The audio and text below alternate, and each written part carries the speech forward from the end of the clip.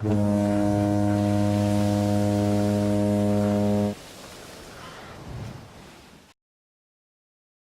the only amount of time I ever got hit.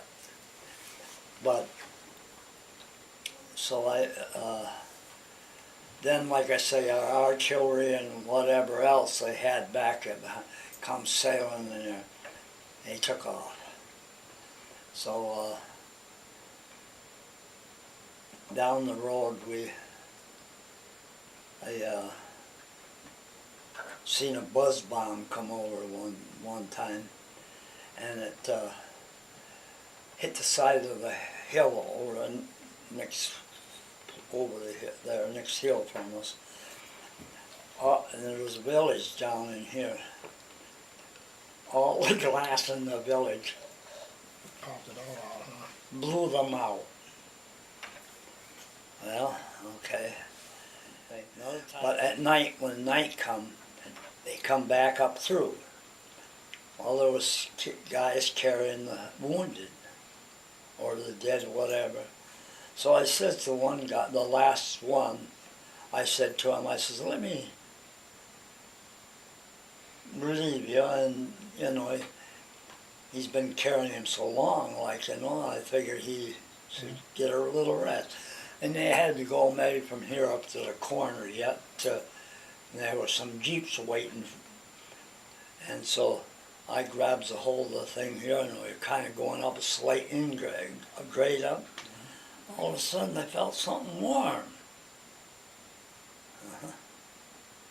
My hand was blood. And so after that, the Rhine River. So we had to wade through there and get our feet wet and everything. And we dug in and stuff. And next morning, we're looking up on the side hill over there. And there's a village over here.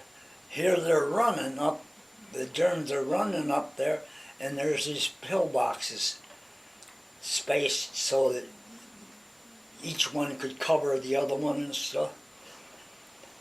And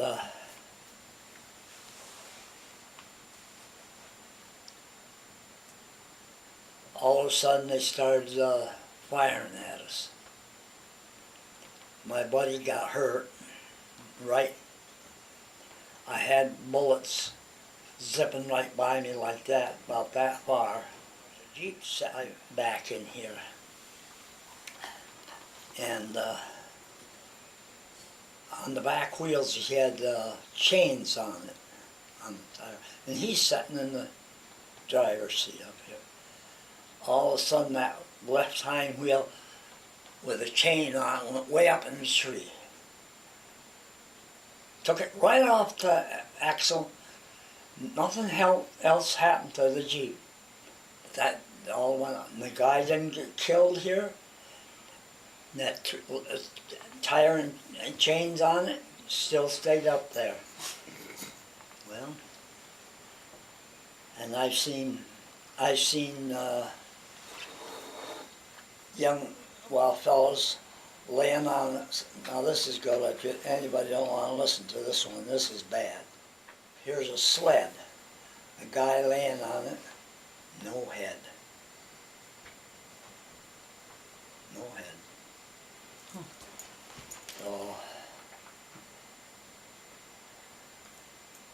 So you've seen a lot. Huh? So you've seen a lot. Well, one time I was in this one town, and I was doing something there, and a lady opened the window, and she says, "Hey, did you hear Roosevelt die?" I said, "Nix." And she says, "Yeah, Hitler, greatest man that ever existed." I said, "Nix." And so then there was another time, I don't know what I was doing, but we had these Jeeps and had a trailer here.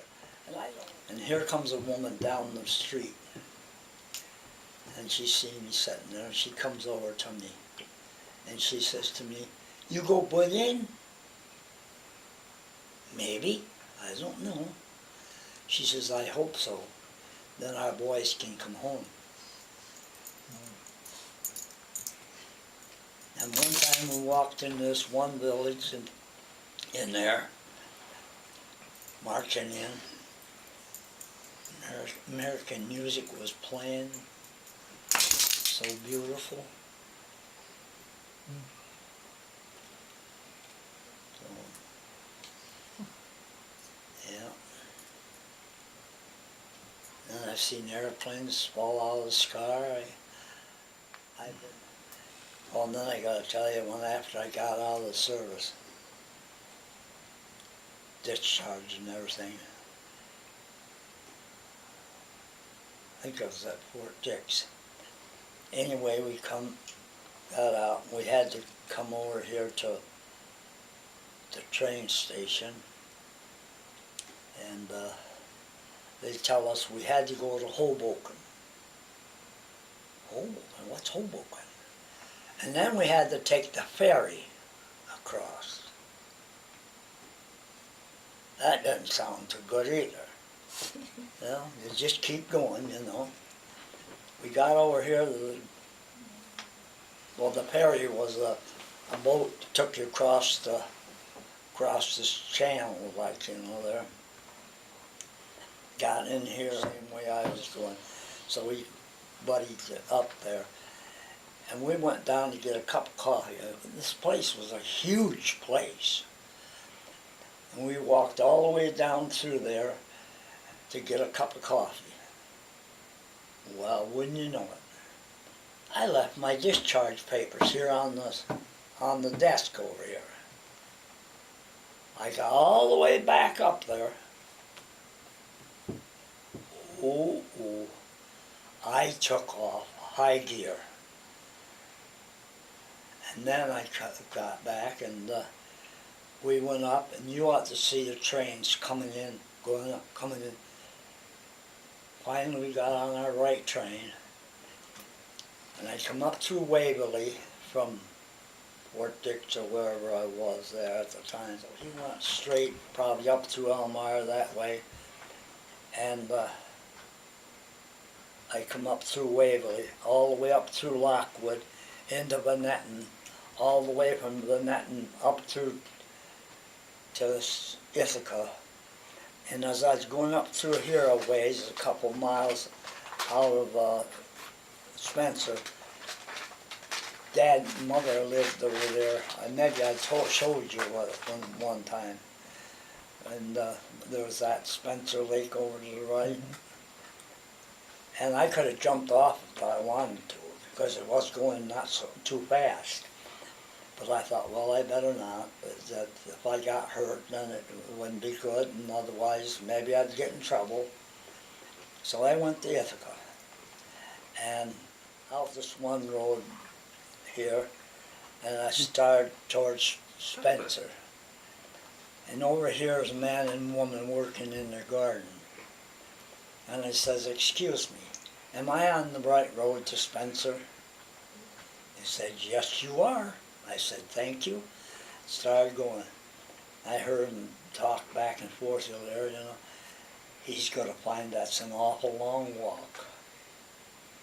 And I laughed to myself. Awful long walk? That's nothing. Compared to what you went through, huh? And so I'd do this, you know. Nobody would stop for me. Here my I'm in uniform, carrying my duffel bag. Nobody stopped for me. Well, I got flatbed truck, man and woman. He said, throw your bag on the back chair. And I got in. The old truck hardly would make the hills. But at least he gave me a ride on home. That's good. And you know something? I had the rest of that day off. What was I doing the next day? I'll be working on the farm. No chance to rest. You gotta get up and get going. I was back to work on the farm. Yeah. I had to climb this one big hill over there, which didn't bother me. but with a horse, and skidding wood out of there. Was Grandma glad to see you? Oh yeah. Yeah, Hey, buddy, how you doing? Huh? but I was telling